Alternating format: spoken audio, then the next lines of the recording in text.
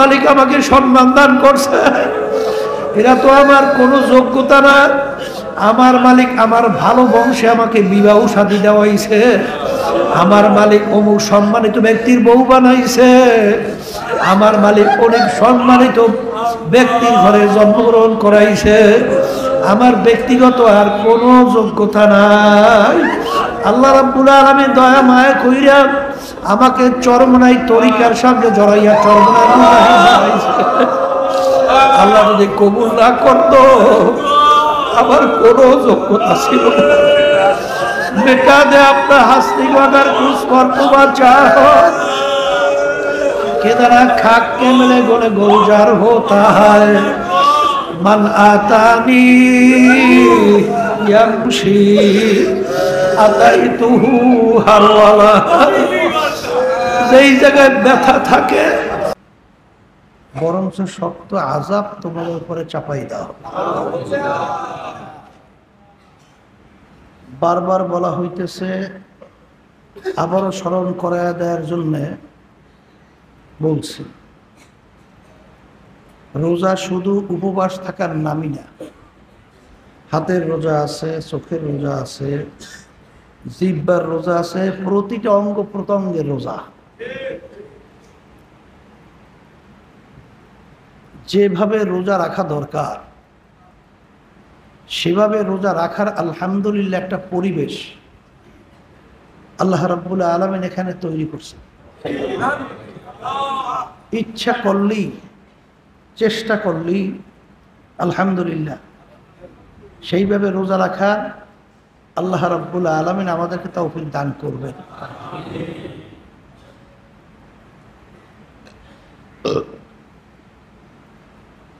তো আল্লাহ রাব্বুল আলামিন আমাদেরকে রমজান মাসে আজকে রহমতে আল্লাহ হাবিব বলছেন প্রথম 10 দিন ভরা, আজকে 9ম দিন যাইতেছে,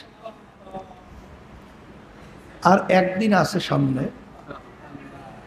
জানি না আমরা আল্লাহ রাব্বুল আলামিনের পক্ষ থেকে কে কত রহমত কিভাবে পেলাম। তবে চেষ্টা তালাশ না করলে তো আর কোনো জিনিস পাওয়া যায় না। চেষ্টা তালাশ আল্লাহর কাছে চাওয়া লাগবে, রব্বুল আলামিন দয়া মায়া করে আপনি আমাদের উপরে আপনার রহমত নাযিল করেন। তালিম তরবিয়াতের 9ম দিন রমজান মাসে রোজা আল্লাহ কেন ফরজ করছেন আমরা শুনতেছি, জানিও। এর মাধ্যমে আল্লাহর ভয় আমাদের ভিতরে পয়দা হবে।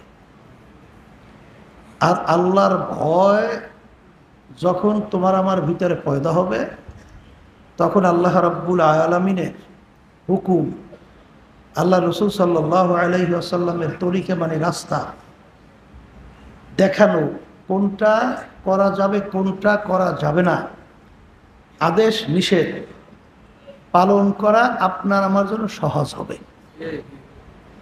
আর আল্লাহর ভয় যদি ভিতরে পয়দা না হয় তাহলে আল্লাহর হুকুম অনুযায়ী চলা, আল্লাহ হাবিব সাল্লাল্লাহু আলাইহি ওয়াসাল্লামের নবীর তরিকা অনুযায়ী চলা, শয়তান এবং নফস আম্মারা আপনাকে আমাকে বাধাগ্রস্ত কইরা বিপদগামী কইরা জাহান্নামে নিয়ে যাবে। আর এই রমজান মাসে রোজার মাধ্যমে আল্লাহর ভয় ভিতরে পয়দা হয়। সবাই দোয়া করি, আল্লাহ আপনি আপনার ভয় আমাদের ভিতরে পয়দা করেন। বলতেছিলাম আব্বাজান রহমাতুল্লাহি আলাইহি বলতেন ঢাকা থেকে চরমনাই আসতেছে, তখন তো লঞ্চে যাতায়াত হইত। আব্বাজান রহমাতুল্লাহি আলাইহি ঘুমায়, পাশে কিছু আমার ইংরেজি বাংলা শিক্ষিত আমার ভাইরা বসে বসে বিভিন্ন আলোচনা করে।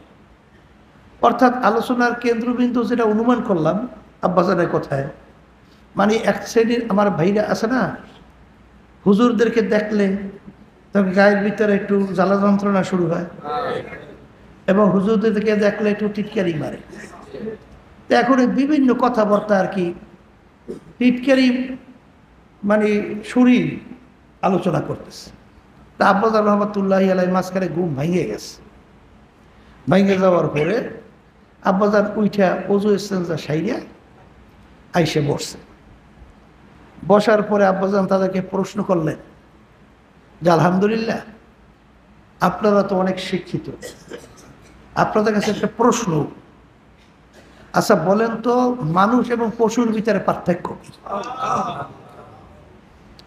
মানুষ কাকে বলে আর পশু কাকে বলে, এই প্রশ্ন করছে।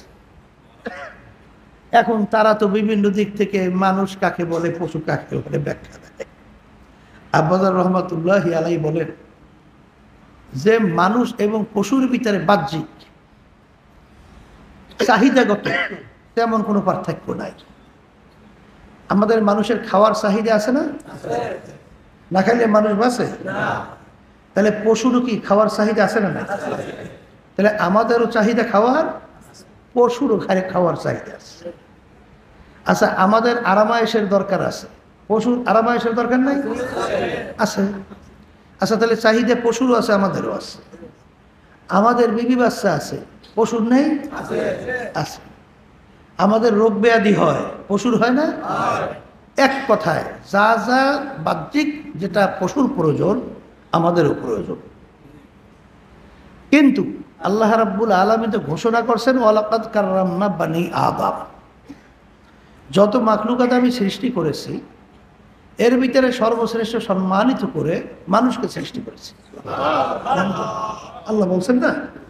আচ্ছা, কিন্তু বাহ্যিক দৃষ্টিতে আমরা যদি পর্যালোচনা করি, মানুষ শ্রেষ্ঠত্ব পাওয়া, মানুষ মাখলুকাতের শ্রেষ্ঠ হওয়া, আশরাফুল মাখলুকাত হওয়া, এরকম দুনিয়ার বাহ্যিক দিক থেকে কোনো দিক থেকে মেলে না।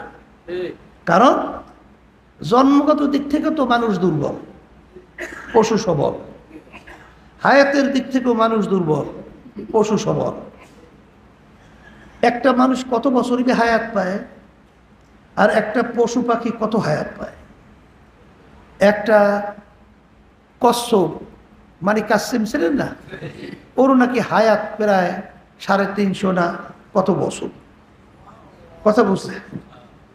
একটা সাপ নাকি হায়াত পায় প্রায় 250 বছরের মতো।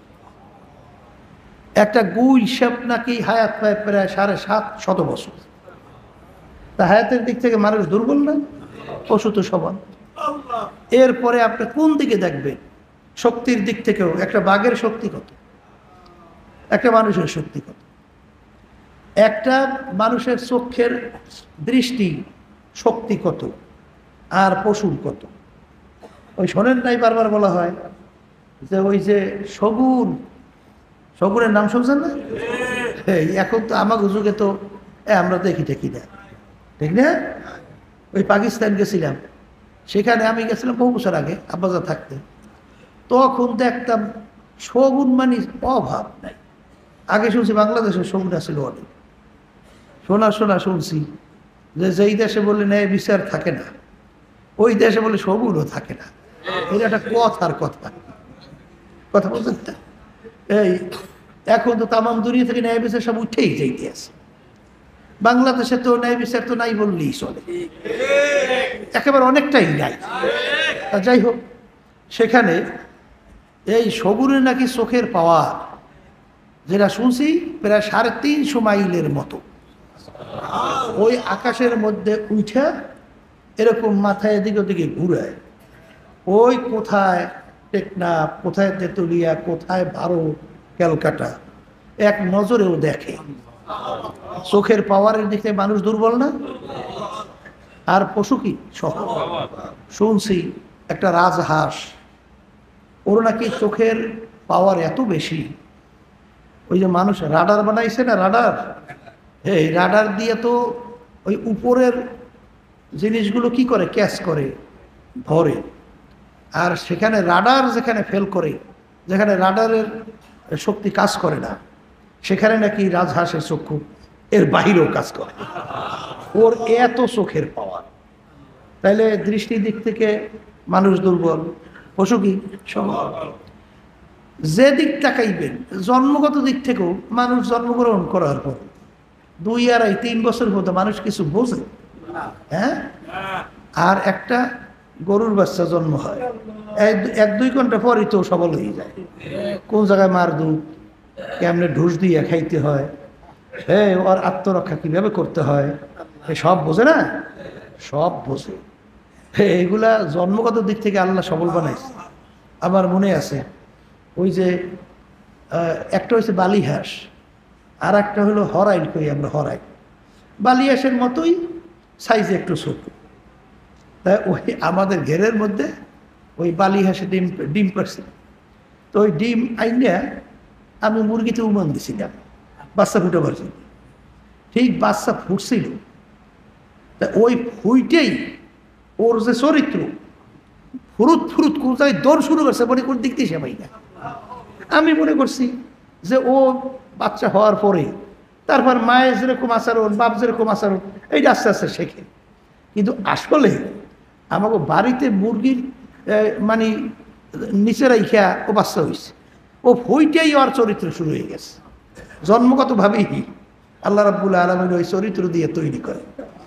তাই এইভাবে পশু কি সবল, মানুষ দুর্বল। কিন্তু এই কথাটা বারবার বলা কেন হইতেছে? যদি আলহামদুলিল্লাহ একবার যদি আমাদের ভিতরে বসে যায় তাহলে কামিয়াব। তাহলে কি কামিয়াব? তাহলে পশু এবং মানুষের ভিতরে বাহ্যিক দৃষ্টিতে কোনো দিক থেকে এখানে সম্মানিত হওয়া, পুরস্কৃত হওয়া কোনো যুক্তি নাই, আছে? ওই এবার সৃষ্টির দিক থেকেও দেখেন, বারবার বলা হয় আল্লাহ রাব্বুল আলামিন আমাদেরকে বানাইছেন মাটি দিয়া, ফেরেশতা বানাইছে নূর দিয়া, জিন জাতি বানাইছে আগুন দিয়া। যে যেই জিনিস বস্তু ধাতু মূল্যবান জিনিস দিয়ে তৈরি করা হয় দাম বেশি হয়, ঠিক না? স্বর্ণ দিয়ে আংটি তৈরি করছে, তার যা মূল্য, লোহা দিয়ে বানাইলে এক মূল্য। একই আংটি ধাতুর কারণে মানে ওর মূল্যবান বস্তুর কারণে দামের পার্থক্য হয়। হীরা মণি মুক্তা দিয়ে তৈরি করলে দাম আরো বাড়ে। আর মানুষকে বানাইছে আল্লাহ মাটি দিয়া, আর ফেরেশতা বানাইছে নূর দিয়া। নূরের দাম সবচেয়ে বেশি নেই, আর আগুন তার মধ্যম স্তরে না, আর মানুষ তো মাটি দিয়া নিম্ন স্তর। কিন্তু আল্লাহ রাব্বুল আলামিন ঘোষণা করছেন ওয়ালাকাদ কাররামনা বানি আদম, আমি মানুষকে সর্বশ্রেষ্ঠ সম্মানিত করে সৃষ্টি করছি। কিন্তু কোনো দিক থেকে কি মেলে? কোনো দুনিয়ার কোনো হিসাব নিকাশে কোনো যৌক্তিকতে কি মেলে? আবার কোন মেলে? আচ্ছা, না মেললে তা আল্লাহ মানুষকে সর্বশ্রেষ্ঠ সম্মানিত ঘোষণা করলে এই চিন্তাটাও করবে যারা মানুষ। এই চিন্তাটা করবে কারা? যারা মানুষ। আর যারা মানুষের সুরাতে ওই পশুর যে চাহিদা, ওই যে শুধু খাওয়া আর বাঁচা, কেমনে খাইবে, কেমনে বাঁচবে, কেমনে একটু আনন্দ ফুর্তি কইরা, কেমনে রাজত্ব কইরা। একটা সিংহ ও বাগানের ভিতরে আর একটা সিংহ, বেটা সিংহের জায়গা দেয়, রাজত্ব জায়গা দেয়, ও কামড়াইয়ে কুমড়াইয়ে ফিরাইয়ে হাঙ্গে লড়াই। একটা বাঘ আর একটা বেটা বাঘ এইটার জায়গা দেয়, ও কামড়াইয়ে কুমড়াইয়ে মাইরিয়ে ফেলায়, এখান থেকে সরাইয়ে দেয়। ওই শুনছি বাঘ ওর বংশ বিস্তার না করার কারণ কি? ও বাঘ যদি বেটা বাঘ, ও যদি বাচ্চা পায়, ও বাচ্চা বলে চাবাই খেয়ে ফেলায়, মারিয়ে ফেলায়। কারণ ও জানে এইটা বড় এইখানে আমার রাজত্ব দখল করে, এই জন্য ওইটারে মারে। কথা বুঝছেন? এইভাবে তার পশুর কাজ হইলে ও মাতুকবারি করবে, সরকারি করবে, ফিরেইবে। আমাদের দেশেও তো তার ব্যতিক্রম আসলে কিছু নেই, আছে? হ্যাঁ, এক মানুষ আর এক মানুষের ক্ষমতার জন্যে, সম্মানের জন্যে, সম্পদের জন্যে মাইরে ফেলাইতেও দ্বিধা করে না, গুম করতেও মানুষকে দ্বিধা করে না। রাস্তার থেকে মানুষ নিরুদ্দেশ হয়ে যায়, আর পাওয়া যায় না। এও ক্ষমতা, এও সম্মান, এই টাকার অর্থের লোক মানুষকে অহেতুকভাবে, অন্যায়ভাবে জেলের ভিতরে জীবন শেষ করে ফেলায়, রাত্রদিন সেখানে জীবন কাটাইয়া জীবনকে শেষ করে ফেলায়। একই পশুর আচরণ না মানুষের আচরণ? এই পশুর আচরণ। তাইলে আল্লাহ রাব্বুল আলামিন মানুষকে বানাইছে মাটি দিয়া, ফেরেশতা বানাইছে নূর দিয়া, এই জিন জাতি বানাইছে আগুন দিয়া। ধাতুগত দিক থেকে, মূল্যায়নের দিক থেকে সর্বপ্রথম সম্মান হওয়ার কথা ছিল ফেরেশতা, তারপর জিন জাতি, তারপর মানুষ। আব্বাজান রহমাতুল্লাহ কত সুন্দর উদাহরণ দিয়ে বলতেন যে শোনেন, একটা বড় প্রকৃতির আলমিরা মান্দার গাছ, মান্দার গাছের আলমিরার দাম কত? 1000-1200। আর একটা মোবাইল, তখন তো রেডিও ছিল, এই এতটুকু ছোট্ট জিনিস 1,00,000, 4,00,000, 5,00,000 টাকা দামও তো আছে, আছে না? একটুখানি জিনিস। আর এত বড় বিশাল প্রকৃতির আলমিরা, ওর দাম 1000-1200 টাকা। এই কারণটা যে বসবে, তাই আলহামদুলিল্লাহ সে কামিয়াব হয়ে যাবে, সেই কামিয়াব হয়ে যাবে। যে মানুষ কাকে বলে এটা বোঝা লাগবে। বংশের, বড় বংশের দিক থেকে মানুষের পরিচয় না, শিক্ষার দিক থেকে মানুষের পরিচয় না।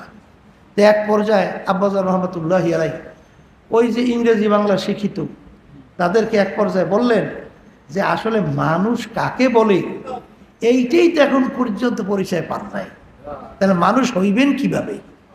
তা আল্লাহর কাছে দোয়া করে আল্লাহ যেন আমাদেরকে মানুষ বানায়। আল্লাহ কথা বোঝেন নাই? তাই শেষ পর্যন্ত যেই কথা বলা হইতেছিল যে আল্লাহ রাব্বুল আলামিন আমাদেরকে বানাইছেন মাটি দিয়া, কিন্তু ঘোষণা করছেন ওয়ালাকাদ কাররামনা বানি আদম। এর কারণ কি সব সময় বলা হয়, আবারও আলোচনা করা হইতেছে।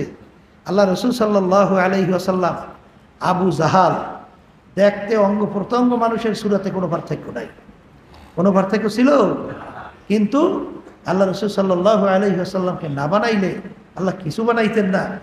তার সম্মান সমস্ত মাখলুকাতের ভিতরে শ্রেষ্ঠ সম্মান। কথা ঠিক কিনা? এর কারণ কি? এই কারণ বুঝাবার জন্য, বুঝবার জন্যই তালিম তরবিয়তের ব্যবস্থা।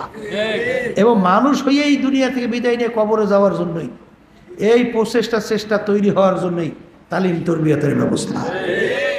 মানুষ হইয়া কবরে যাওয়ার জন্যই এই যে পীর মুরিদি তরিকা শোনেন, এই মূল উদ্দেশ্য। কথা ঠিক না? তাহলে মানুষ কাকে বলে? এই আল্লাহ রসুল সাল্লাল্লাহু আলাইহি ওয়াসাল্লাম বলছেন, আলা ওয়া ইন্না ফিল জাসাদি মুদগা ইযা সালুহা সালুহাল জাসাদু কুল্লু ওয়া ইযা ফাসাদাত ফাসাদাল জাসাদু কুল্লুহু আলা ওয়া হিয়াল কলব।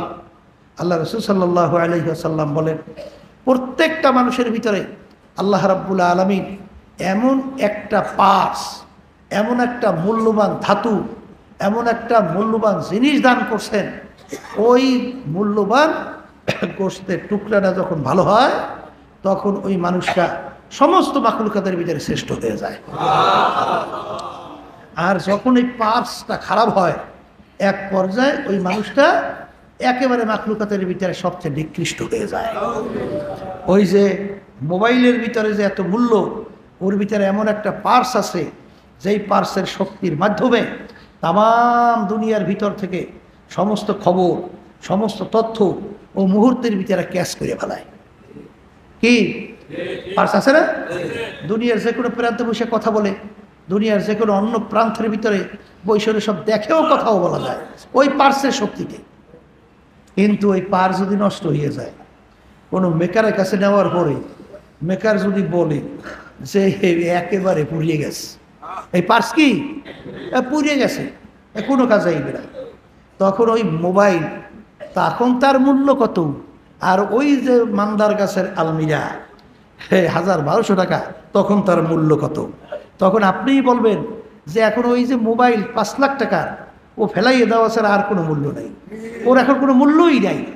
কারণ যেই কারণে, যেই ধাতু বস্তুর কারণে, যেই ক্ষমতার বলে ও দামি হয়েছিল, সেই ক্ষমতার এখন নাই, না থাকার কারণে ও এখন মূল্য নাই, ওকে ডাস্টবিনে ফেলাইয়ে দেওয়া ছাড়া আর কোনো গতি নেই।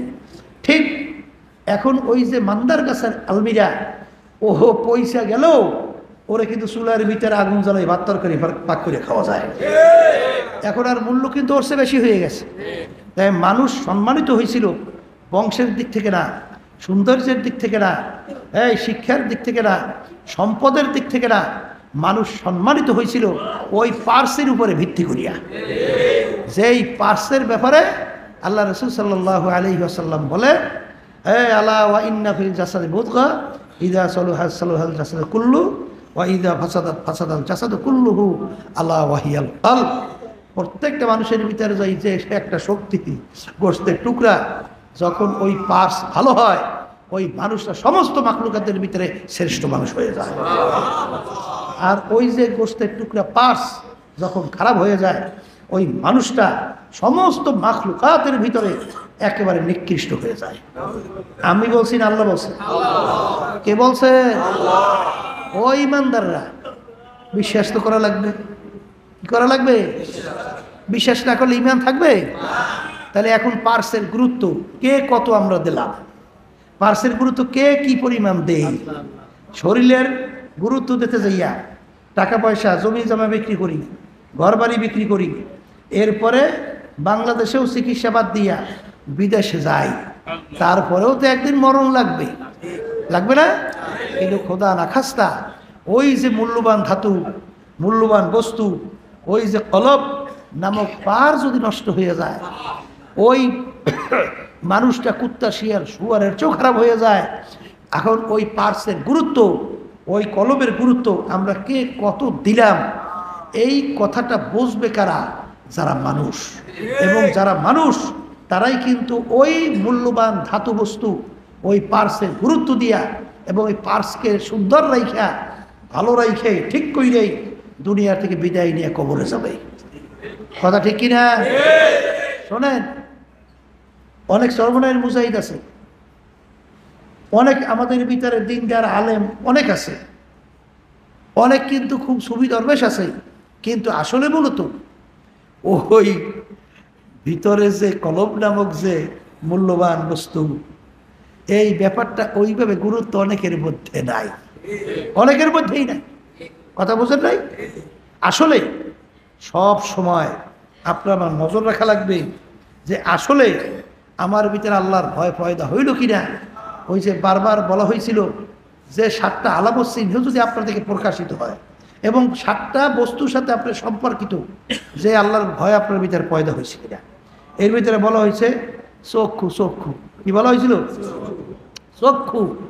চক্ষু দিয়া কোনো হারাম বস্তু বা আল্লাহ নিষিদ্ধ কোনো জিনিস যেটাকে আল্লাহ নিষেধ করছে সেই দিকে চক্ষু দিয়ে তাকাইয়া এই আপনার হারাম উপলব্ধি করা যাইবে না, হারাম ভক্ষণ করা যাইবে না। ওই যে বলছিলাম আল্লাহ রাসূল সাল্লাল্লাহু আলাইহি ওয়াসাল্লাম বলছেন না, মান মালাআ আইনাহু মিনাল হারাম মালা আল্লাহু তাআলা ইয়াউমাল কিয়ামা আইনাহু মিনান নার। আল্লাহ রাব্বুল আলামিন কিয়ামতের ময়দানে চক্ষু হারামের দিকে তাকাইয়া, চক্ষু হারাম বস্তু দেখিয়া প্রশান্তি লাভ করবে, ওই চক্ষুর ভিতর কিয়ামতের ময়দানে আল্লাহ রাব্বুল আলামিন জাহান্নামের আগুন ঢুকাইয়া ওই চক্ষুকে ধ্বংস করবে, জ্বালাইবে। আল্লাহ রাসূল সাল্লাল্লাহু আলাইহি ওয়াসাল্লাম বলছেন না? তাইলে এখানে হারাম বস্তু থেকে চক্ষুকে কি করা লাগবে? ফিরে থাকা। শোনেন, আপনার আমার মন তো চাই, রাস্তা দিয়ে হাঁটি, অনেকে বলে হুজুর দোয়া চাই, চক্ষু হেফাজত করতে পারি না। আলহামদুলিল্লাহ, তবু তো আল্লাহর মধ্যে চেষ্টায় আছে। কথা কয় না কা? চেষ্টায় তো আছে যে হুজুর দোয়া করেন চক্ষু হারাম বস্তু থেকে ফিরে দিতে পারি না। অন্য মহিলার দিকে বারবার নজর যাইতেই চায়, আবার মহিলারা অন্য পুরুষের দিকে নজর যাইতেই চায়। কথা ঠিক না? এখন এটা ফিরিয়ানো তো আসলে কষ্ট, কষ্ট না? মনটাই তো খালি চাই একটু চাইতে। তখন মনে রাখা লাগবে আল্লাহ রাসূল সাল্লাল্লাহু আলাইহি ওয়াসাল্লাম বলছেন, হারাম বস্তুর দিকে তাকাইয়া তৃপ্তি যদি অনুভব করো, তুমি তৃপ্তি লাভ করো, কিয়ামতের ময়দানে আল্লাহ রাব্বুল আলামিন ওই চক্ষুর ভিতরে জাহান্নামের আগুন ঢুকাবে। এরা ইমানদার, বিশ্বাস করা লাগবে না? তখন কি করতে হবে? আল্লাহ রাসূল সাল্লাল্লাহু আলাইহি ওয়াসাল্লাম বলছেন, তুমি রাস্তায় চলার ব্যাপারে তোমার চক্ষু নিম্নগামী করিয়া চলবা। কি করে চলবা? নিম্নগামী করিয়া চলবা। রাস্তায় চলতেছ, নজর পড়তেই পারে, তখন তোমার সঙ্গে সঙ্গে নজরকে ঘুরাইতে হবে যে না, ওই হারাম বস্তুর দিকে যেটা আল্লাহ নিষেধ করছেন, আল্লাহ রাসূল সাল্লাল্লাহু আলাইহি ওয়াসাল্লাম নিষেধ করছেন, আমি তাকাবো না। এই খেয়াল করি নিজের দিকে নজরকে নিচে করা। কথা ঠিক না? চেষ্টা করলে আল্লাহ রাব্বুল আলামিন ওয়াদা করছেন আমি রাস্তা খুলবো। আল্লাহ কি করবেন? বান্দাবান্দির কাজ কি করা? চেষ্টা করা। আপনার আবার দরকার চেষ্টা করা। রাস্তা খুলবে কে? আল্লাহ। তাইলে চক্ষু হারাম বস্তু থেকে ফিরেই রাখা লাগবে। যদি রাখতে পারে বুঝতে হইবে আপনার ভিতরে আল্লাহর ভয় পয়দা হয়েছে, আপনার ভিতরে আল্লাহর ভয় পয়দা হয়েছে। আর যদি আপনি ফিরেই না রাখতে পারেন, আপনি হুজুর হয়েছে, আপনি অনেক দরবেশ হয়েছে, কিন্তু আল্লাহর ভয় এখনো ভিতরে পয়দা হয় না, এখন আল্লাহর ভয় ভিতরে পয়দা হয় না। তাইলে চক্ষুর সাথে সম্পর্ক। দ্বিতীয় বলছিলাম অন্তরের সাথে সম্পর্ক। কি সাথে? অন্তরের সাথে সম্পর্ক। বাহ্যিক খুব একেবারে অনেক আল্লাহর কুতুব, বহুত কালো কৌশল, দরবেশি, বহুত কিছু। ভিতরটা শয়তানিতে ভরা। ভিতরটা কি? শয়তানিতে ভরা। ওই শোনেন নাই যে এক পীর সাহেব হুজুরের কাছে মুরিদ হইছে আল্লাহর বান্দারা এই আল্লাহকে পাওয়ার জন্য। এখন তাদের নিয়ত অনুযায়ী অন্তর তো ভালো, এখন তারা তো কাশফের মাধ্যমে অনেক কিছু হালাত দেখে। এখন তারা ওই যে কলবের যে শক্তি, কলবের শক্তি এত বেশি, যেখানে কোনো মাখলুকাত, কোনো সম্মানিত ফেরেশতাও পৌঁছতে পারে না, সেখানে আল্লাহর বান্দাবান্দি পৌঁছতে পারে এই কলবের শক্তিতে। ঠিক না? এখন ওই যে আল্লাহর বান্দারা হুজুরের কাছে মুরিদ হইছে, এখন তালাশ করিয়া দেখে হুজুরের মাকাম, হুজুরের দরওয়াজা, হুজুরের মর্যাদা কোন পর্যন্ত, একটু এইটা দেখি মারেফাতের ওই যে কাশফের মাধ্যমে তালাশ করিয়া হুজুরের কোনো দরজা তালাশ করিয়া পায় না, কোনো মর্যাদা পায় না। হ্যাঁ, মনে করছে কি আসলে হুজুরের মর্যাদা এত বেশি, আমাদের যে শক্তি, এই শক্তির বাহিরে তার মর্যাদা। কথা বুঝছেন? এখন একদিন বলতেছে, হুজুর আলহামদুলিল্লাহ, আমরা তো আল্লাহ রাব্বুল আলামিন নেয়ামত দান করছে, কিন্তু আপনার যে মাকামটা কোথায় পাই না। এখন হুজুর শেষ পর্যন্ত চোখ দিয়া দুই পানি ছাড়িয়ে দিয়ে কান্দে দিচ্ছে। কান্দে দিয়ে বলতেছে যে বাবা, আমি তো ছিলাম ডাকাইতের দলের সর্দার, আমি একজন ডাকাই, আমি এখন আসলে ভালো হই নাই, আসলে আমি এখন বুড়ো হয়ে গেছি, এখন আমার গায়ে শক্তি নাই, এখন কি করব? এখন এর জন্যই বুড়ো বসে ভেসাল ধরছে। ভেসাল বোঝেন? কথা কয় না? ভেসাল বোঝেন নাই? এই সুরাত, এই হালাত, এই দরবেশি ধরছি এক পথের বর্তমানে বাইরেছে না, পীরের নামে ধোকাবাজি কইরা মানুষকে ধ্বংস করে, ইমানকে ধ্বংস করে। কথা ঠিক না? ঠিক। এখন বাজান, আমি তো এই আসলে তোমাদেরকে আমি মুরিদ করছি, পীর মুরিদি করতেছি, আমার ভিতরটা কিন্তু অন্য, আর বাহ্যিকটা আমার খুব দরবেশি এবং খুব আল্লাহর ওলি এবং অনেক কিছু। কথা ঠিক না? ঠিক। দুই চোখের পানি ছাড়িয়ে দিয়ে কান্দি। তাহলে অন্তরের সাথে সম্পর্ক। শোনেন, ওই যে আব্বাজার রহমতুল্লাহি আলাইহি বয়ান করতেন না, যে মসজিদের বড় মসজিদ মোতাওয়াল্লি মারা গেছে। কি মারা গেছে? মোতাওয়াল্লি। এখন এক লোকে মোতাল্লি হওয়ার খুব শখ। এখন সে চিন্তা করলো যে আমি যদি মসজিদের প্রথম কাতারে যদি নামাজ না পড়ি এবং প্রথম অবস্থায় মসজিদে যাইয়া যদি তাকবীরে তাহরিমে সহকারে বিভিন্ন কাতারে নামাজ না পড়ি, তাইলে তো আমার ইবাদতের ব্যাপারে বা মুসল্লি, আমি খুব ভালো নামাজি, আমি খুব মোত্তাকি, আমি খুব দিনদার, এইটা যদি বাহ্যিকভাবে প্রকাশ না হয়, তাহলে আমার তো কেউ মোতাল্লি বানাইবে না। কারণ মানুষ তো মোতাল্লি বানায় যে একটু নামাজি, একটু দিনদার, যে একটু মোটামুটি ইবাদত বন্দি কিন্তু ভালো, তাকেই তো বানায়। আচ্ছা, বেশ ভালো কথা। এখন শেষ পর্যন্ত 1 মাসের মতো হয়ে গেছে, মোতাল্লি বানাইবে, এর জন্য খুব ইবাদত ভিতরে লিপ্ত আছে। বুঝলে? ইবাদতের ভিতরে লিপ্ত। মাসখানিক চলে গেছে, কিন্তু আসলে মসজিদে কেউ আলোচনাও করে না, আর কেউ মোতাল্লি হিসাবে তাকে কেউ প্রস্তাব দেয় না। এখন সে চিন্তা করতেছে, আল্লাহ আমি করতেছি কি? আমি যদি এই অন্তরটাকে ঠিক কইরা, আল্লাহর ভয় তোমার ভিতরে পয়দা আছে বা পয়দা হইছে, তোমার ভিতরে আল্লাহর ভয় আছে কিনা, এইটা সম্পর্ক অন্তরের সাথে, যে তোমার অন্তরটা কিভাবে তৈরি হয়েছে, তোমার বাহ্যিক খুব দরবেশি, আর ভিতরটা তোমার কিভাবে তৈরি হয়েছে, মানুষকে দেখাবার জন্যে না আল্লাহর জন্যে, এইটা সম্পর্ক কি সঙ্গে? অন্তরের সাথে। তখন ওই আল্লাহর বান্দা তওবা করে, মালিক আমি মোতাল্লি হব না, আমি তোমাকে পাওয়ার জন্যই, তোমাকে রাজি খুশির উদ্দেশ্যেই, তোমার হুকুম পালন করার জন্যেই আমি ইবাদতের ভিতরে লিপ্ত হইয়া গেলাম।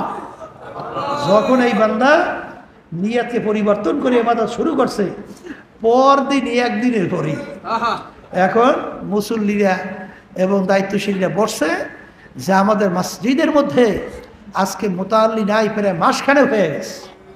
এখন আমাদের মসজিদে তো একজন মুতাল্লি দরকার। এখন আমরা একটু বসি, আমরা একটু বইসা একটু পরামর্শ কইরা আমরা একজন মুতাল্লি ঠিক করা দরকার।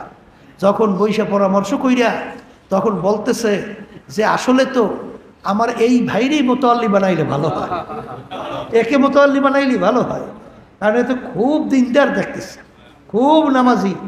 এক শ্রেণী মুজাহিদ আমার বাবার আছে না, যে মুজাহিদ হয়েছে পুরান। আরে বলে আমি বহুত পুরান মুজাহিদ, এই আমার যোগ্যতা কি কম আছে নাকি? আমাকে সদর না বানাইয়া অমুকের বানাইছে, ওটার কি যোগ্যতা আছে? অমুকের সেক্রেটারি বানাইছে, কি যোগ্যতা আছে?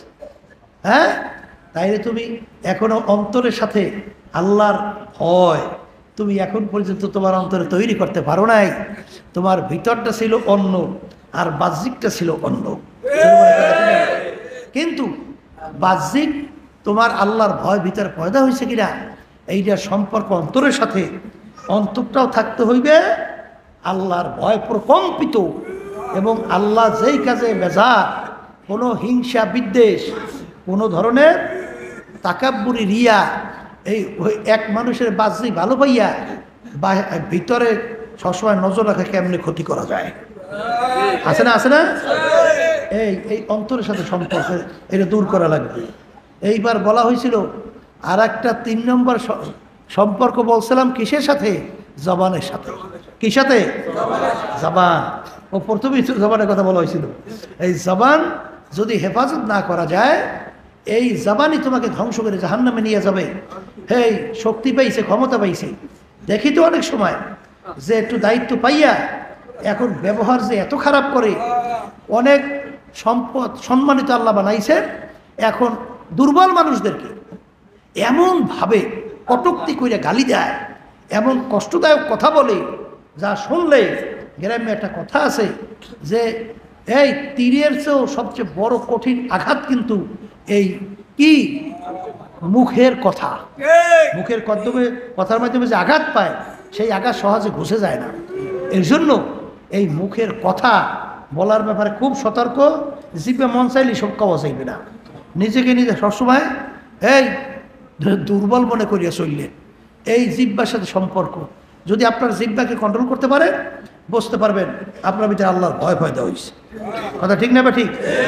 হাতের সাথে সম্পর্ক, হাত প্রমাণ করবে যে এই হাত হারাম কোনো বস্তুর দিকে অন্যায়ভাবে মন চাইলি যারে তারে মারা, মন চাইলি হারামের দিকে সামনে অগ্রসর হওয়া, হাতকে বিভিন্ন কাজে হারাম বস্তু থেকে হাতকে নিয়ন্ত্রণ যে করতে পারবে, মনে করতে হবে আল্লাহর ভয় তার ভিতরে পয়দা হয়েছে। জোরে বলে কথা ঠিক না বেঠিক?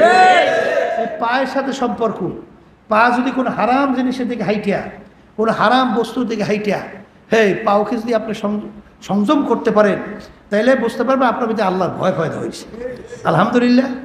এর ভিতরে সম্পর্ক এই আমলের সাথে সম্পর্ক। আমল, আমল বোঝেন নাই? কাজ, কাজ। যার ভিতরে আল্লাহর ভয় পয়দা হয়েছে, সে কোনোদিন আল্লাহর হুকুম ফরজ ছাড়তে পারবে না?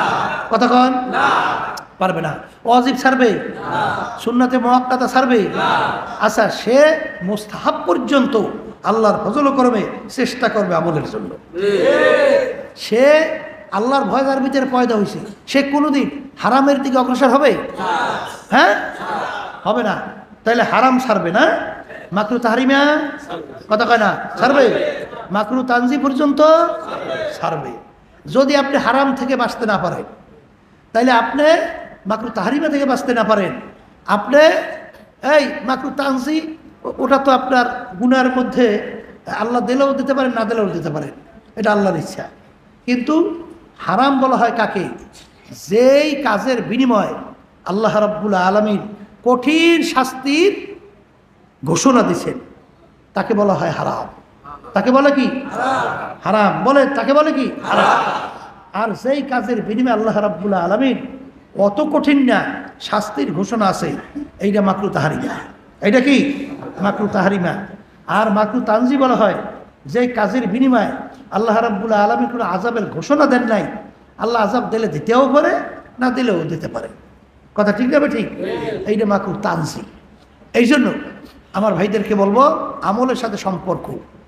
যার ভিতরে আল্লাহর ভয় পয়দা হয়েছে, সে কোনোদিন আল্লাহর হুকুম ফরজ হুশ থাকতে ছাড়বে না।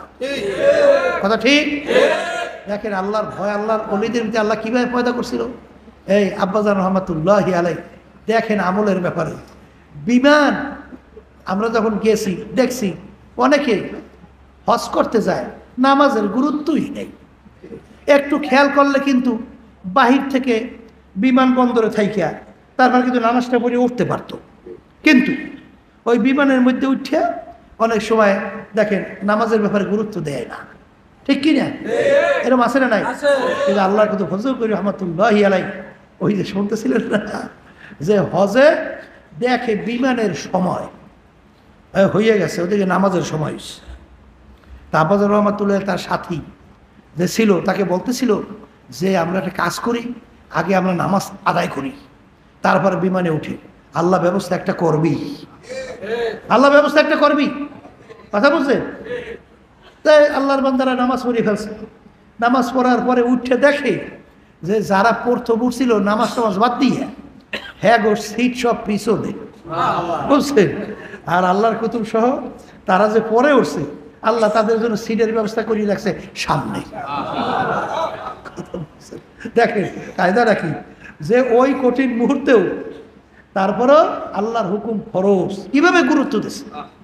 আমলের সাথে সম্পর্ক। যেই আল্লাহর বান্দার ভিতরে আল্লাহর ভয় পয়দা হয়েছে, সে কোনোদিন আল্লাহর হুকুম ফরজ ইবাদত ছাড়তে পারবে না, ওয়াজিব ছাড়তে পারবে না। পারবে? সুন্নাতে মুআক্কাদা ছাড়তে পারবে না। ওই শোনেন না, আল্লাহর ওলি তো বলি আমরা আল্লাহর ওলি, আল্লাহর ওলি মেয়ে এত সহজ, হ্যাঁ এত সহজ। এক কথায় আল্লাহর ওলি কাকে বলে? আল্লাহর ওলি বলা হয় ওই যে শোনেন নাই যে এক হুজুর পিসিয়া হুজুর গেছেন এক আল্লাহর ওলির পরিচয় পাইয়া তাকে দেখার জন্যে, তার সাথে সাক্ষাৎ করার জন্য যাইয়ে দেখে আল্লাহর ওলি ওখানে নাই। কিরে আল্লাহর ওলি কোথায় গেল? তো ওখানে যারা ছিল তাদেরকে জিজ্ঞাসা করে, ভাই হুজুর গেল কোথায়? বলতেছে হুজুর তাদের একটা জরুরি কাজে গেছে। বলে কখন আসবে? যখন সময়ের কথা বলছে অনেক দেরি। তাই সেই চিন্তা করে আমার সময়ও নাই, তাই যেহেতু সময় নাই তাহলে এখন কি করব? আচ্ছা হুজুর কোন জায়গায় একটু বেশি বসে, কোন জায়গায় হুজুর থাকে? তখন দেখাইয়ে দিয়েছে খাদেমরা যে হুজুর এই জায়গাটার উপরে নামাজ পড়ে। হ্যাঁ, তাই হুজুর এই জায়গাটার উপরে নামাজ পড়ে, তা ঠিক আছে এই জায়গাটা একটু দেখে একটু বরকত হাসিল করে নেই। কারণ কি, সম্মানিত লোক যেখানে বসে, সম্মানিত লোকের সম্মানের কারণেও ওই জায়গাটা সম্মানিত হয়ে যায়। কথা ঠিক না? শরফুল মাকানে শরফুল মাকির। সম্মানিত ব্যক্তির সম্মানের কারণে জায়গাও কি হয়? সম্মানিত হয়। এই আল্লাহ কত ফজল করি রহমাতুল্লাহি আলাইহি যেই চেয়ারটায় বসতো, ওই চেয়ারটা আমরা দেখলে আমাদের ভিতর থেকে সম্মান আসে না? কেন আসে? আল্লাহর কুতুব এখানে বসছিল। এটা কি চেয়ারের সম্মান? আল্লাহর কুতুবের সম্মানের কারণে চেয়ারের সম্মান বাড়ছে। আল্লাহর কুতুব একটা রুমাল পরে, এই ওই রুমালটার সম্মান বাড়ছে না? কারণ কি, রুমালটার কারণে না ব্যক্তির কারণে? কি কয়? আল্লাহ রাসূল সাল্লাল্লাহু আলাইহি ওয়াসাল্লাম কোন জায়গায় পা রাখছে, কোন জায়গায় বসছে, কোন জায়গায় ঘর আছিল, কেমন সম্মান বাড়ছে? তার সম্মানের কারণে জায়গার কি সম্মান বাড়ছে। তো এইভাবে যেই কথা বলতে চাইছিলাম যে সম্মানের কারণে এখন ওই জায়গাটা একটু সম্মানিত, এই জন্য বরকত হাসিল করিয়ে যায়। এখন তাকাইয়া দেখে যে ওই আল্লাহর বান্দা নামাজের সেজদা দিতে দিতে ওই জায়গার ভিতরে আঙ্গুলের ছাপগুলো পড়িয়ে গেছে। আঙ্গুলের কি ছাপ পড়ছে, কিন্তু দেখে আঙ্গুলগুলা সেজদার মধ্যে ফাঁকা ফাঁকা, কি ফাঁকা ফাঁকা, কিন্তু সেজদার মধ্যে আঙ্গুল এরকম বুঝাইয়ে রাইখা সেজদা দেওয়া সুন্নাত। কথা ঠিক না? ঠিক। এখন সে তো আঙ্গুল ফাঁকা রাইখা সেজদা দিতে দিতে, তাই এখন সেই আল্লাহর বান্দা বলতেছে যে এ কোনোদিন আল্লাহর ওলি হইতে পারে না। কারণ যার এতটুকু তাহকিক নাই যে নামাজের ভিতরে হাত বুঝাইয়া সেজদা করা সুন্নাত, সেই সুন্নাতের যতটুকু এতটুকু যার তাকে গুরুত্ব নাই, সে আল্লাহর অলি হতে পারে না। এই আল্লাহর অলির সঙ্গে দেখা করে কোনো লাভ নাই। চলো, অনেকে তো মনে করে যে আমার ভিতরে জজবা হালাত আসছে, আমার একটু আহাটা কাঁপতেছে, আমার একটু সিক আসে, আমার একটু বিভিন্ন শরীরে ঝাঁকুনি আসে, মনে করছে আমি আল্লাহর অলি হয়ে গেছি। কথা ঠিক না? অনেকে নামাজের ভিতরে অনেক সময় হয়তো বা কেউ চেক দিতে পারে, কেউ পারে না, জোরে চিৎকার মারিয়ে বসছে। শরীয়তের দৃষ্টিতে নামাজ কিন্তু নষ্ট। নামাজ কি আবার কোন নষ্ট? হ্যাঁ, এই জন্য আল্লাহর ওলিদের ইতিহাস বলে দেখা যায় যে যাদের ভিতরে জজবা আসতো, হালাতে গোলবা বলা হয়, অর্থাৎ সে নিজে কন্ট্রোল নিয়ন্ত্রণ করতে পারে নাই, হঠাৎ তার ভিতর থেকে আল্লাহর ভয়, এই আযাব গজবের ভয়, হঠাৎ তার জবান থেকে ব্যতিক্রম ধর্মী একটা শব্দ বের হয়ে গেছে, ব্যতিক্রম ধর্মী কোনো আচরণ বের হয়ে গেছে, তখন আল্লাহর ওলিরা তখন এই নামাজকে দোহরাই নিতেন, দ্বিতীয়বার পইরে নিতেন। কারণ আপনার শক্তি থাকা অবস্থায় যদি আপনি নিয়ন্ত্রণ না করছেন, তাহলে আপনার নামাজ শেষ। আপনার নামাজ কি শেষ? আর একবার নামাজ যদি শেষ হয়, তোমার এই হাকসিক দরবেশি কি লাভ হইবে? কথা কয় না? কি লাভটা হইবে? কি কোনো লাভ হইবে? একবার নামাজ যদি ইচ্ছে করে কেউ ছাড়ে, 2,88,00,000 বছর জাহান্নামের আগুনে জ্বলা লাগবে। হ্যাঁ, ওই তো ইচ্ছে করে যদি ছাড়ে, ওইবার যদি অন্য কিছু নিয়ে কাজা করে, যদি কেউ ভুলে না, মানে ইচ্ছা কইরা কেউ যদি আলিশামি কইরা কেউ যদি এক ওয়াক্তের নামাজ অন্য ওয়াক্তে নিয়ে কাজা কইরা পড়ে, এই অপরাধের জন্য 2,88,00,000 বছর জাহান্নামের আগুনে জ্বলা লাগবে। আবার কন, কেউ যদি এই আলিশামি কইরা এক ওয়াক্তের নামাজ অন্য ওয়াক্তে নিয়ে কাজা কইরা পড়ে, নামাজ কিন্তু পড়ছে, কি কইরা? কাজা কইরা। কাজ যদি ইচ্ছা করিয়া পড়ে, ভুলে মানে আলসামি করিয়া, এটা তো ইচ্ছা করিয়া আলসামি, এই অপরাধের জন্যে 2,88,00,000 বছর জাহান্নামের আগুনের ভিতরে জ্বলতে হবে। আর একেবারে ইচ্ছা করিয়া ছাইড়িয়ে দিলে কত জাহান্নাম, তা কিন্তু কোথাও নির্ধারিত পাওয়া যায় না। তাইলে তুমি যে একটা চিৎকার মাল্লা, চিৎকার আইসে গেল, ব্যতিক্রম ধর্মী যাতে নামাজ নষ্ট হয়, এই ধরনের কাজ তোমার থেকে প্রকাশ পাইল। এই জন্য আল্লাহর ওলিদের ইতিহাস বলে দেখা যায় যে তারা ওই নামাজকে দ্বিতীয়বার তারা পইরে নিত, যে জানি না যে আমি আমার এই মানে জজবাটাকে আমি কন্ট্রোল করতে পারতাম কিনা। যদি পারতাম তাইলে তো আমি পারা অবস্থায় যদি আমি চিৎকার মারিয়ে বসি, তাইলে তো আমার নামাজ শেষ। নামাজ কি শেষ? আর যদি কিছু ইচ্ছে করিয়া আমি দমন করতে পারতাম, নিয়ন্ত্রণ করতে পারতাম, চিৎকার মারিয়ে বসছে, এই একটা কমপক্ষে হারাম কবিরা গুনাহ বাহিরে মানুষকে দেখাবার জন্য না, আর একটা হারাম কবিরা গুনাহের জন্য কমপক্ষে 7,000 বছর জাহান্নামের আগুনে জ্বলা লাগবে। কথা কর না কা? হ্যাঁ, এক শ্রেণীর দরবেশ আছে, রেপোর্ট আমার কাছে আয় তো, হ্যাঁ, লাফালাফি করে দৌড়দৌড়ি করে দরবেশি করে, বিভিন্ন জায়গায় দলবদ্ধ হইয়া বাসায় যে জেকের করে, একটু ভালো ভালো খাওয়ান খায়, একটু সম্মান পায়। ওদিকে শুনছি একজন আমাকে, হুজুর অমুকে, নাম তো বলবো না, যে অমুকে হুজুর মাসালা জিগেছি। এখন ও মাসালা দেবে কেমন? ও তো গণ্ডমূর্খ, ও তো মাদ্রাসায় পড়ে নাই, ও তো এলম সম্পর্কে জানা নাই, বউ তালাকের ব্যাপারে ওর কাছে মাসালা জিগেছি, বুঝছে? হুজুর এই কাম করছে, আর বউ তালাক হয়েছে। ও করে না, এত কোনো অসুবিধা নাই, আপনি একটু তবা করিয়া এবার লইয়ে থাকেন, অসুবিধা। নাউজুবিল্লাহি মিন যালিক। ওরে কপাল পোড়া খবিস, এমনও চিন্তা করছে, আমার তো সে খুব বড় মনে করছে, আমাকে তো খুব বড় মনে করছে, আমার এই হালাত, আমার এই জজবা, আমার এই দরবেশি। এখন আমার কাছে মাসালা তো জিগাইতেই পারে, এখন আমি যদি উত্তর না দিতে পারি, তাহলে তো আমার দরবেশি সব শেষ। ভিতরে ফাঁকা বুদ্ধি, বুঝলেন নাই? এখন এই ফাঁকা, এখন ও দরবেশ না শয়তান? বড় শয়তানের চেয়ে বড় শয়তান। কথা বুঝলেন না? বুঝলেন নাই? বড় শয়তান। ও কিসের দরবেশ? ও কিসে দরবেশি করতে আইছে? ওরে শয়তানি করতে আইছে, বড় শয়তান। মাসালা নাউজুবিল্লাহি মিন জালি, আল্লাহ মাফ করে। আল্লাহ যদি ইতিহাস পড়ে দেখেন কত বড় ভয়াবহ ব্যাপার মাসালার ব্যাপারে।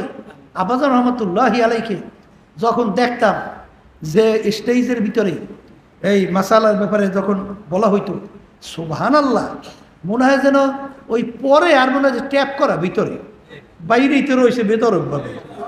ওই যে বাবুনগর মাদ্রাসা আমাদের জুনাইদ বাবুনগর শাহ হুজুর রহমতুল্লাহ আলাই কালেবে গুমান, তার কথা শুনতেছিলাম। কয়েকজন আমার কাছে বলছিল যে হুজুর আসছেন সর্বনাইতে, আসার পরে আব্বাজান রহমতুল্লাহি আলাই ওই মাসালা তো উত্তর দিতে আছে বা মাসালা বয়ান করতেছে। এখন হুজুরের মাসালাটার সাথে তার মানে পুরোপুরি সদর হইতেছে না। যে ব্যাপার কি আমার যে এতমিনানে কল হইতেছে না, আসলে মাসালাটা কি ভুল হইল না ঠিক হইল। হুজুর আর কিছু বলেন নাই। সে সর্বনাই থেকে যাইয়া সরাসরি লাইব্রেরির ভিতরে ঢুকছে, কেতাবে ঢুইকা তখন কিতাব তালাশ করিয়ে দেখে যে আব্বাজান ফজল করি রহমতুল্লাহি আলাই যে মাসালার উত্তর দিয়েছিলেন সেইটাই সঠিক হয়েছে। আচ্ছা, ওদিকে অনেক সময় দেখছি আব্বাজান রহমতুল্লাহ ঘরে বাইরে থাকা অবস্থায় অনেক মাসালার ব্যাপারে যখন জিজ্ঞেস করতাম, বলতে কি মুফতিদের কাছে যাই গেল, মুফতিদের কাছে যাই গেল। আমি তো আর মুফতি না, মুফতিদের কাছে যাই গেল। কি বলছে? হ্যাঁ, আর দরবেশ হইছে তালাকের মশালা জিগে, হে টপ টপ করে তালাকের মশালা দিয়ে বেলায়। আসেন মিয়া, আল্লাহ মাফ করিয়ে দেন আমাকে সহ সবাইকে। মাসালা দেয়, ফতুয়া দেওয়া শুরু করছে। কাবুরা মাক্তার ইনদাল্লাহি আন তাকুলু মা লা তাফালু। কিয়ামতের ময়দানে সবচেয়ে নিকৃষ্ট আল্লাহ রাব্বুল আলামিনের কাছে ওই বান্দাবান্দি যেটা নিজে আমল নাই অন্যকে বলে আমলের জন্য। এখন আমরা আল্লাহ মাফ করুক, এখন আমাকে দায়িত্ব না বললেও পারি না। আসলে যা বলি আমাদের ভিতরে সে আমল তো অনেক নাই। দোয়া করে আল্লাহর কাছে বেশি বেশি, আল্লাহ যেন আমাকে সে আমল করার তৌফিক দান করে, আমাদেরকে আমল করার তৌফিক দান। তাই সেই কথা বলতে চাইছিলাম যে কোন জায়গায় গেলাম যে আল্লাহর ওলি একটা সুন্নাহ ছেড়ে দেবে আর আল্লাহর ওলি দাবি করবে, এত সহজ? অনেকে তো দিন সম্পর্কে আমরা বুঝিও না। বড় কুতুব, বড় বিশ্ব কুতুব, এইটা কইয়ে টইয়া ওদিকে সুন্নাত তো দূরের কথা, ফরজই নাই। আল্লাহ মাফ করেন, কি কথা ঠিক কিনা? আর সবচেয়ে বড় বুজুর্গই হইল সুন্নাতের মধ্যে। সুন্নাতের মধ্যে মানে কি? হে ফরজ ছাড়বে না? হ্যাঁ, সুন্নাত আমল করার অর্থ কি? যে ফরজ তো ছাড়বেই না, ওয়াজিব তো ছাড়বেই না, এমন সুন্নাতে মুআক্কাদা তো ছাড়বেই না, এমনকি সাধ্য অনুযায়ী চেষ্টা করে সুন্নাতে মুস্তাহাব্বা পর্যন্ত আমল করার জন্য। কথা ঠিক না? এই জন্যই ওই এক আল্লাহর ওলি বলছিলেন না যে আমরা দরবেশি মানুষের মাপকাঠি আল্লাহর ওলি, এইটা আমরা বিবেচনা করি অনেক সময় বিভিন্ন দিক থেকে। তার কারামতের মাধ্যমে এই তার কাছে যাওয়ার পর লোক ভালো হয়ে যায়, ফুদেলে অমুক সমুক অনেক কিছু অলৌকিক কিছু আছে। এইটা কি মেয়া দরবেশি আল্লাহর ওলির মাপকাঠি? আল্লাহর ওলির মাপকাঠি কাকে বলে? গারহওয়া পে ওরতা হারা তো দিন তরকে সুন্নাত জুকার শয়তানগি। একটা মানুষ হাওয়ার উপর দিয়ে উড়িয়ে যায়, মাটির উপর দিয়ে হাইটে, এই পানির উপর দিয়ে হাইটে চট করে চলে যায়। ওর ভিতরে যদি সুন্নাত না থাকে, ও আল্লাহর ওলি তো দূরের কথা, ও শয়তানের একটা সাগরেদ। কথা ঠিক কিনা? বলতেছিলাম যে মানুষের সম্মান বারে কমে আল্লাহ যে ঘোষণা করছেন, এইটা বাহ্যিক দৃষ্টিতে না, এইটা হইল ওই যে কলব নামক যে কুদরতে আল্লাহর গোশতের টুকরা, ওইটার উপরে ভিত্তি কইরা মানুষের সম্মান বারে কমে। কথা ঠিক কিনা? এখন ওই কলবের যে রোগগুলো আলোচনা করা হইতেছিল, শুনতেছিলেন যে বাহ্যিক শরীরের যে রোগ আছে, কলবেরও কি আছে, আত্মারও কি আছে, রোগ আছে। এই রোগের ভিতরে বলা হইতেছিল সবচেয়ে বড় রোগটা হলো তাকাব্বুরি। সবচেয়ে বড় রোগটার নাম কি? একেবারে বাংলায় মুখস্থ রাখবেন সবসময়, বারবার, আমি বড়, আমি ভালো। যে আমি বড়, আমি ভালো, এইটা যে বলবে তার ধ্বংস অনিবার্য। সে কোনোদিন বেহেশতের ঘেরানো পাবে না। আমার কথা বলি নাই, আল্লাহ রসুল সাল্লাল্লাহু আলাইহি ওয়াসাল্লাম শুনাইছেন। আর আল্লাহ রসুলকে আল্লাহ পাঠাইছেন বুইস্তু মুআল্লিমা, ওস্তাদ হিসেবে পাঠাইছে। এই মা ইয়ানতিকু আনিল হাওয়া ইন হুয়া ইল্লা ওয়াহয়ু ইউহা। আল্লাহ রসুল সাল্লাল্লাহু আলাইহি ওয়াসাল্লাম বলছেন আল্লাহ আমাকে পাঠাইছেন মুআল্লিম হিসাবে, ওস্তাদ হিসাবে, আর আমি কোনো কথা বলি না আল্লাহ রাব্বুল আলামিনের পক্ষ থেকে আমাকে না জানাইয়ে দেওয়া পর্যন্ত। ওহি বলা হয় মাতলু, গায়রে মাতলু। ওহি কয় প্রকার? দুই প্রকার। ওহিয়ে মাতলু, ওহিয়ে গায়রে মাতলু। ওহিয়ে মাতলু কাকে বলে? তেলাওয়াত করলে অক্ষরে অক্ষরে সব নির্ধারিত, তাকে বলা হয় ওহিয়ে মাতলু। আর যেইটা তেলাওয়াত করলে সব হবে, অক্ষরে অক্ষরে সব নির্ধারিত নাই, ওইটাকে বলা হয় গায়রে মাতলু। ওহিয়ে মাতলু কাকে বলে? কুরআনুল কারীমকে ওহিয়ে মাতলু বলা হয়। কি বলা হয়? ওহিয়ে মাতলু বলা হয়। কারণ আল্লাহর বান্দা কুরআনুল কারীম তেলাওয়াত করলে প্রত্যেক অক্ষরে অক্ষরে সব নির্ধারিত না? কথা বলেন। আর গায়রে মাতলু কাকে বলে? হাদিসকে। হাদিস তেলাওয়াত করলে সব হইবে না? হইবে না, কিন্তু অক্ষরে অক্ষরে সব নির্ধারিত নাই। তাহলে আল্লাহ রাব্বুল আলামিন তার রাসূলকে দুনিয়াতে পাঠাইছেন। এই পাঠাইয়া ওস্তাদ হিসাবে তিনি বলছেন, কি বলছেন? আল কেব্রু রিদাই, তাকাব্বুরি হলো আমার মালিকের খাস পোশাক, খাস চরিত্র। আল্লাহ রাব্বুল আলামিনের গুণ, সবচেয়ে আল্লাহ রাব্বুল আলামিনের বড় গুণ হলো আল্লাহু আকবার। আল্লাহ সর্বদিক থেকে বড়। আর এই সর্বদিক থেকে বড় বলার ক্ষমতা কারো আছে? কোনো মানুষের আছে? তাইলে তুমি বড়, তুমি ভালো, বলা ব্যাপারটা সহজ, বাস্তবায়ন কিন্তু বড় কঠিন। কিন্তু কেউ মনে করেন না যে আমি পবিত্র হয়ে গেছি, আমি সুস্থ হয়ে গেছি। কেউ মনে করেন না, মৌত পর্যন্ত চেষ্টা চলতে থাকবে। চেষ্টায় ত্রুটি করা যাবে না, চেষ্টায় ওই শরীর না। ঘটনা বারবার বলা হয়, আবারও বলা হয়, বুঝলেন নাই? বাঘ আর চিতা বাঘ আর ওই যে পাতি শ্রীগাল একাত্রিত হয়েছে, তিনজনে কি করছে? শিকারও করছে। কি করছে? শিকারও তিনটেই পাইছে, গাধা, হরিণ, খরগোশ। শরীরের দিক থেকে বড় হয়েছে গাধা, মেজো হরিণ, ছোট খরগোশ। এখন বাঘ, চিতাবাঘ, বাঘ বড় না? বাঘ শরীরে বড়, চিতাবাঘ মেজো, পাতিশ্রীগাল ছোট। এখন বাঘ চিতাবাঘকে বলতেছে যে শিকার তো করলাম, বন্টন করো। আছে না এরকম একটা নিয়ম? আছে না? নিয়ম আছে। তো এখন বন্টন করার জন্য চিতাবাঘকে দায়িত্ব দিয়েছে। চিতাবাঘ চিন্তা করে, গোশের ভিতরে মজার গোশ হলো হরিণের গোশ। গোশের ভিতরে মজা কোন গোশ? হরিণের গোশ। তাহলে হরিণটা আমার ভাগে কিভাবে রাখা যায়, এই একটা প্ল্যান বের করতে হবে। কি বের করতে হবে? অনেক আছে না বন্টনকারী, চিন্তা করে আমার ভাগে ভালোটা কেমনে রাখা যাইবে, আছে না? সে ন্যায় বিচারক হইতে পারে না, সে ন্যায় বিচারক হইতে পারে না। কথা ঠিক না? ঠিক। আচ্ছা, কারণ মুসলমানদের চরিত্র কি? ওয়ায়ুসিরুনা আলা আনফুসিহিম ওয়ালাউ কানা বিহিম খাসাসা। আল্লাহ রাব্বুল আলামিন বলেন মুসলমানদের চরিত্র হলো নিজের স্বার্থের চেয়ে তার ভাই স্বার্থের অগ্রাধিকার দেবে। আমি বলছি না, আল্লাহ বলছে। এই বান্দা, তা আল্লাহর কথার উপর ঈমান আনতে লাগবে না? তাহলে মুসলমানদের চরিত্র। এখন বলছে বন্টন কর। এখন চিতাবাঘ কি চিন্তা করছে? হরিণে গোশত মজা, আমার ভাগে রাখা লাগবে।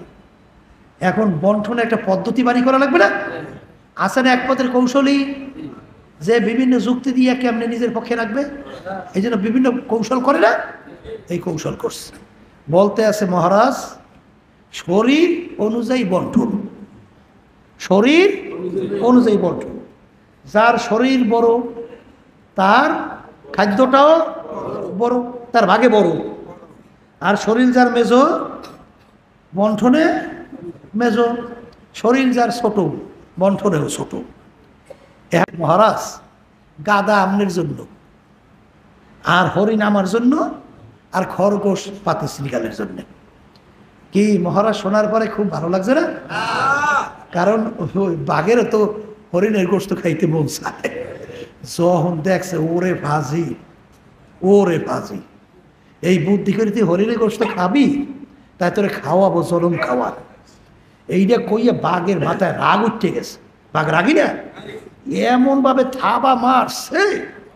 কেন শুনছি বাঘ যখন রাগ হয় মাটির লগে বলে কামড়াইয়া তারপর বলে হুঙ্কার দেয়, মাটি বলে থরথর করে কাঁপতে থাকে, এরকম এত ভয়াবহ মানে রাগ হয়ে যায়।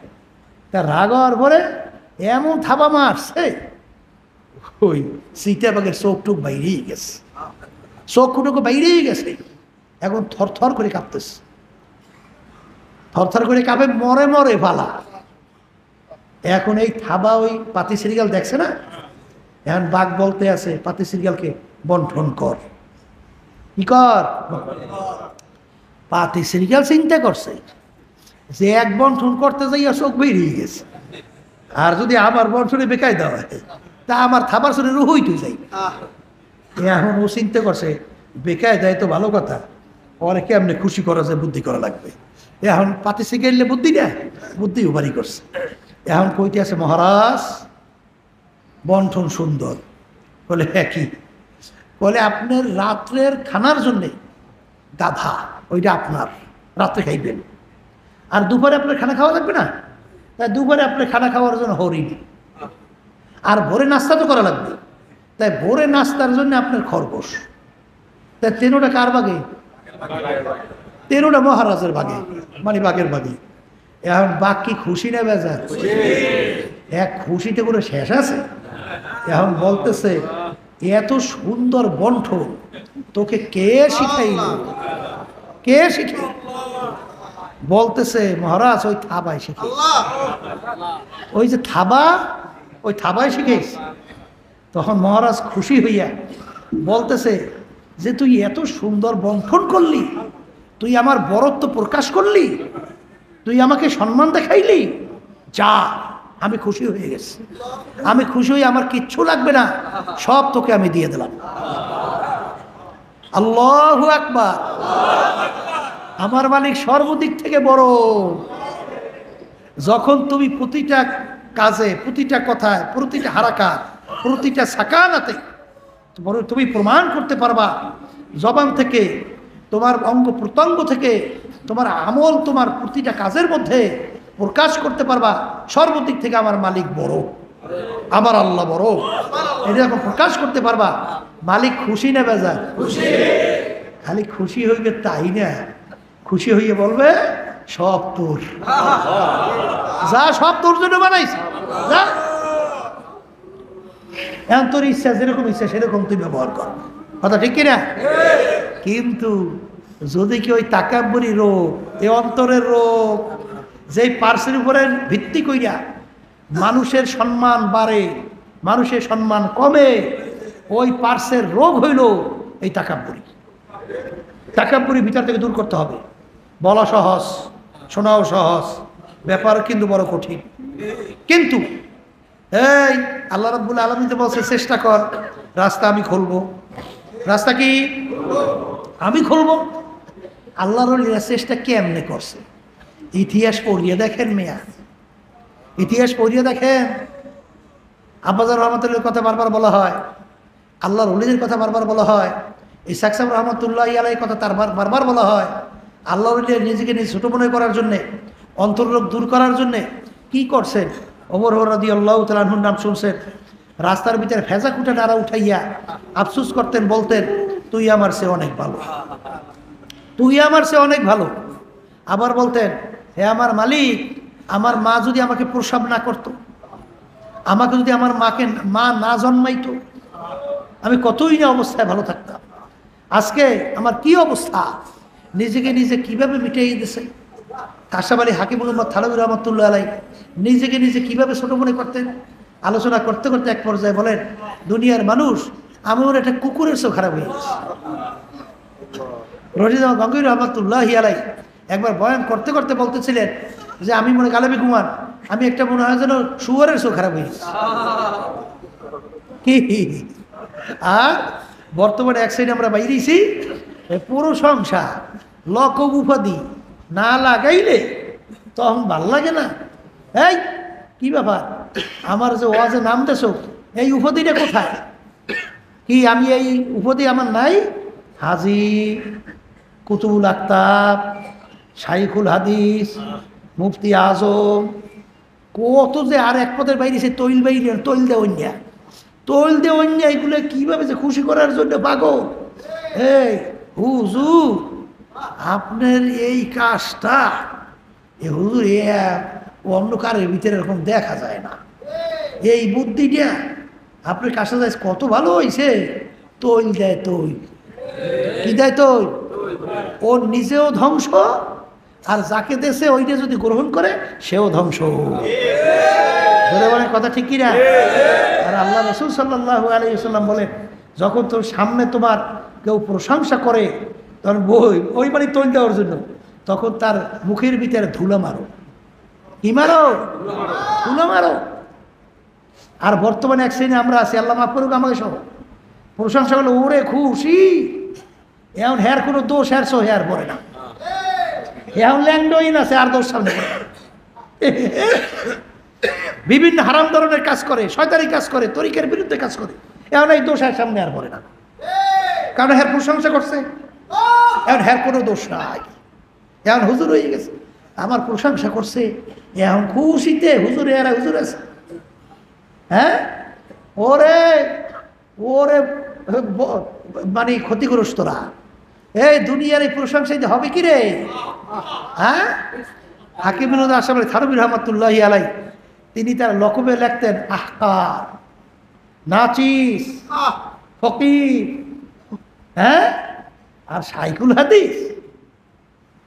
শুনলে একটু নফসটা ফোলে না? অমুক এই মুফতি, আমাকেও বর্তমানে শুরু হয়ে গেছে ওই স্টেজে, যখন এখানে যখন নাকি উপস্থাপনা করে ওরে প্রশংসা লক, হ্যাঁ, এই মুফতি মহাদ্দিস, এইবার হাজি গাজি ফাজি কত লাগাইয়ে ফাজি মাজি, এইবার মনে হয় নফসের খুশি, ওরে কপাল পোড়া। তোমার কি জানা আছে যে আল্লাহ রাব্বুল আলামিনের তোমার দরজা কোন জায়গায়? তোমার জানা আছে? হ্যাঁ, ওই আব্বাজান রহমতুল্লাহি আলাই অনেক সময় শুনতাম, এই যে যখন নাকি পোস্টারের ভিতরে লাগাইতো কামেল, পীরে কামেল, আব্বাজান রহমতুল্লাহ আলাই বলতেন, এই আমি কামেল না নাকেস, তোমরা জানলা কেমনে? আমি কামেল না নাকেস এটা তোমরা কেমনে জানলা? এটা তো আল্লাহ জানে আসলে কি আমি কামেল না নাকেস। কি কথা ঠিক না বেটি? এই জন্য আল্লামা জিলি রহমতুল্লাহি আলাই লেখছেন, কবরে যাইয়ে মাপ পাওয়ার আগ পর্যন্ত নিজেকে নিজে একটা শুয়োরের চেয়ে ভালো মনে করা যায় না। এই জন্য তারা বয়ানে বলতেন যে আমি মনে হয় একটা শুয়োরের চেয়ে খারাপ হয়ে গেছি। আল্লাহু আকবার। এই যে শুনছেন, বলতেছিলাম যে হাকিমুল উম্মাত আশরাফ আলী থানভী রহমতুল্লাহি আলাই বলে যে মানুষ আমি মনে একটা কুকুরের চেয়ে খারাপ হয়ে গেছে। আর তারা এটা মনে করতেন কেন? হাদিসে কুচ্ছির ভিতরে আসছে, আল্লাহ রাব্বুল আলামিন বলতেছেন আনা ইনদা মুনকাসিরাতিল কুলুব, যেই বান্দাবান্দি নিজেকে নিজে ছোট মনে করবে, এই অপরাধের কোনো শেষ আছে? আসতে কয় না, হ্যাঁ অপরাধের শেষ আছে, আছে। আর ওয়ালাকাদ কাররামনা বানি আদম, এই উপাধিতে আপনি মানে হবেন, মানে কাতারে পড়বেন, পড়তে হইলে চেষ্টা করা লাগবে না? ওয়ালাকাদ কাররামনা বানি আদম, আল্লাহ আমাদেরকে সম্মানিত করে বানাইছেন। আবার আয়াত শরীফ তেলাওয়াত করছে উলাইকা কাল আনআম বাল হুম আদল, আবার একেবারে অসম্মানিত নিকৃষ্ট, তাও তো আল্লাহ ঘোষণা করছে। কারণ কি? কারণ কি? হ্যাঁ, মানুষকে ফেরেশতা মনে করতে পারে? আসতে কয় পারে? এই মানুষের ভিতরে দোষ ত্রুটির অভাব আছে, আছে না? এইটা নিয়ন্ত্রণ করা লাগবে। কি করা লাগবে? এই নিয়ন্ত্রণ যারাই করতে পারবে, কারণ আল্লাহ মানুষ দুইটা চরিত্র দিয়ে বানাইছে না? ভালো চরিত্র আছে, খারাপ চরিত্র আছে। পশুকে আল্লাহ বানাইছেন, ভালো চরিত্র নাই, খারাপ চরিত্র। ফেরেশতা বানাইছেন, ভালো চরিত্র আছে, খারাপ চরিত্র নাই। আর মানুষ বানাইছেন, ভালো চরিত্র আছে, খারাপ চরিত্র আছে। এখন খারাপ চরিত্র বাদ দিয়া যে ভালো চরিত্র অর্জন করবে, ওয়ালাকাদ কাররামনা বানি আদম। সুবহানাল্লাহ, ওয়ালাকাদ কাররামনা। এর চরিত্রটা কি? এই যে তাকাব্বুরি অন্তর থেকে দূর করা লাগবে। আমি ভালো, আমি বড়, এটা ভিতর থেকে দূর করা লাগবে। মেটা দে আপনি হাসনি গো আগার কুছ মর্তবা চাহো, কেদারা খাক কে মেলে গোলে গুলজার কোথায়। বিচি দেনা নিজের অস্তিত্বকে বিলীন না করবে, তার থেকে কোনো গাছটার আশা করা যায় না। এই জন্য আল্লাহ নবীদেরকে, আল্লাহ কুতুবদেরকে ইতিহাস পড়লে দেখবেন তারা নিজেকে নিজে কিভাবে মিটাইছেন। আব্বাজান রহমাতুল্লাহি আলাই দেখতাম, আল্লাহু আকবার, ওই আম্মাজান রহমাতুল্লাহ আলাইহির সময় এই হাসতে হাসতে বলতেন যে আপনি বাহিরে যান, জামাই দেয় সিপটির দাগ দেখা যায়, জামার একটু ময়লা হয়েছে, মাইসের কেমনে যাইবেন কেমনে। আব্বাজান রহমাতুল্লাহ হাস দিয়া তখন বলতেন, সেনা লোকের ওই লাগে না, ওই মানে এটা গ্রামে কথা আছে না, সেনা বাবুই, ওর বলে পইতে লাগে না। তা আমার অত, আমার সেনের লোকজন আমার অত পইতে লাগে না, মানে অত কিছু শ্বাসজ অত কিছু লাগে না। কথা বুঝলেন? কেমনে চলতেন, ওই যে কইতে ছিল না যে কেমনে চলতেন, স্বাভাবিক জীবনযাপন, স্বাভাবিক জীবনযাপন।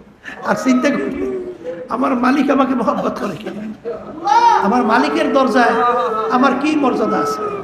এই তাকাব্বুরি আমি আনানিয়া ভিতর থেকে দূর করা লাগবে। যার ভিতরে থাকবে বেহেশতের ঘেরানো পাবে না।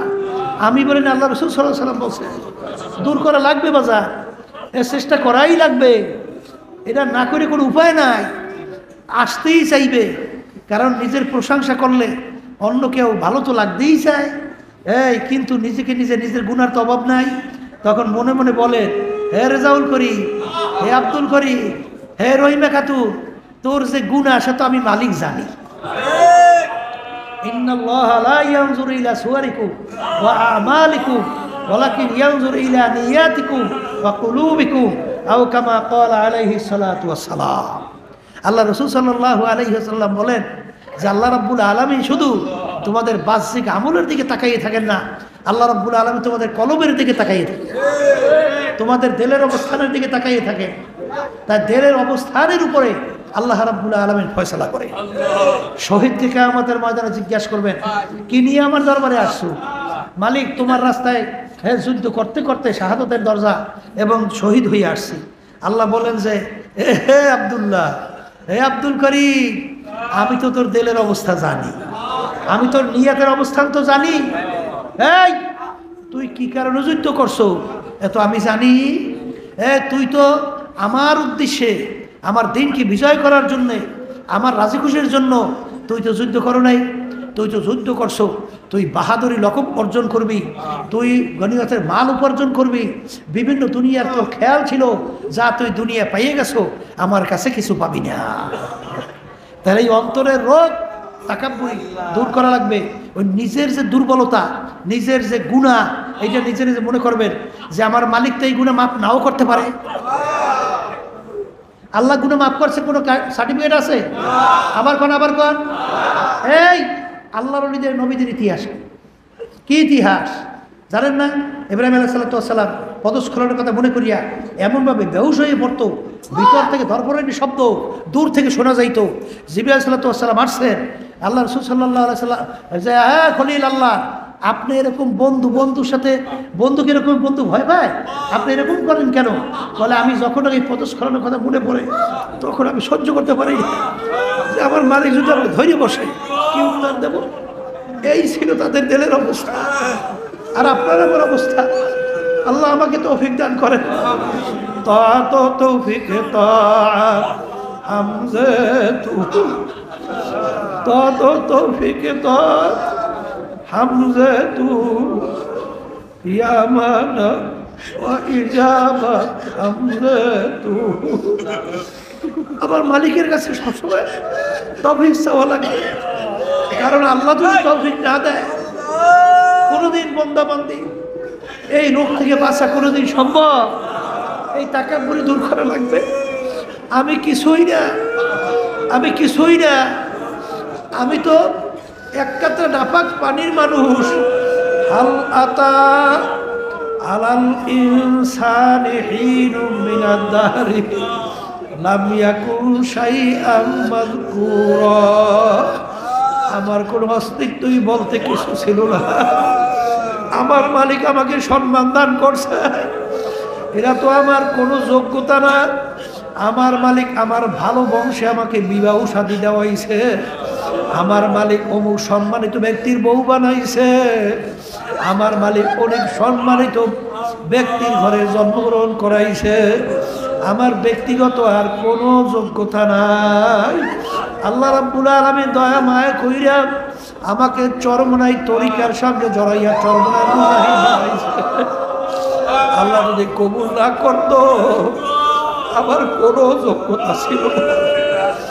बेटा दे अपना हस्ती को अगर कुछ मर्तबा चाहो किधरा खाक के मिले गुने गुलजार होता है मन आतानी यमशी আতাইতুহু হারওয়ালা।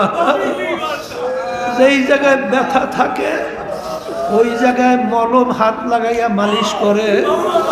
বন্দা বান্দি নিজের গুনার কথা মনে কইরা, নিজের অপরাধের কথা মনে কইরা, বাদাম বনি ইসরাইলের ঘটনা, মুসা আলাইহিস সালাতু ওয়াস সালামের জামানায় এমন এক খারাপ লোক, অত্যাচারে শহরের লোক বসবাস করতে কষ্ট, ওরে এত চেষ্টা করে আর কোনো পরিবর্তন নাই। আল্লাহর কাছে দোয়া করে, মালিক ওর জ্বালায় আমরা সুস্থভাবে বসবাস করতে পারি না। আল্লাহ রাব্বুল আলামিন দোয়া কবুল করলেন। মুসা আলাইহিস সালাতু ওয়াস সালামের কাছে ওহী নাযিল করলেন, হে আমার নবী মুসা, যাও তুমি ওই নাফরমান বান্দাকে শহর থেকে বের করে দাও। আল্লাহ রাব্বুল আলামিনের হুকুম অনুযায়ী মুসা আলাইহিস সালাতু ওয়াস সালাম ওই খারাপ চরিত্রের লোককে যখন শহর থেকে বের করলো, বের করার পরে বস্তিতে নিয়ে আশ্রয় নিল। আল্লাহ রাব্বুল আলামিন সেখান থেকেও তাকে বের করার জন্য বলল। এখন আল্লাহর বান্দা কোনো মানুষ নাই, কোনো জন নাই, বাজান জঙ্গল গাছপালা ছাড়া আর কিছু নাই। হারে ওদিকে অসুস্থ হইয়া মৌতের সময় এসে গেছে। এখন আল্লাহর বান্দা কান্দে, মালিক আমার মতো অপরাধী আর দুনিয়াতে নাই।